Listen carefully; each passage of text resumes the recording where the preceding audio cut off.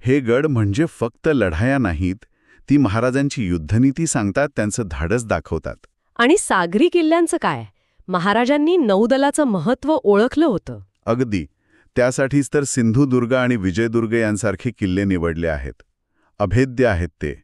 कोकण किनारपट्टीवर आपलं आरमार किती महत्वाचं होतं याची साक्ष देतात हे गड.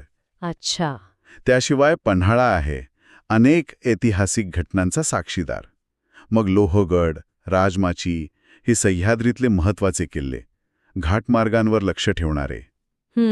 आणि उत्तरेकडे साल्हेर, जिथे मुघलांना मोठा पराभव पत्करावा लागला.